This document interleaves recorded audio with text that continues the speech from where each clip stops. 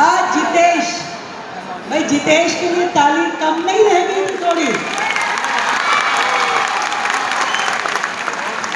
इतना बड़ा नाम करके आए हैं। ये तो आप कह रहे मैं 12वीं पास हूँ, हमें कोई फर्क नहीं पड़ता। आप जो काम कर रहे हैं वो कई मल्टीपल डिग्रीज के बराबर है। आपका भी इस कार्यक्रम में हम बहुत स्वागत करते हैं। विक्रांत, ये विक्रांत नाराज हो जाएगा, मेरे लिए ताली कम बजाइए।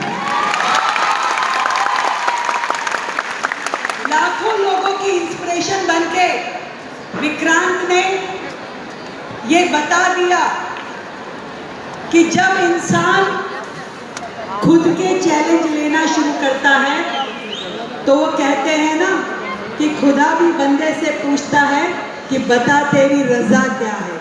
तो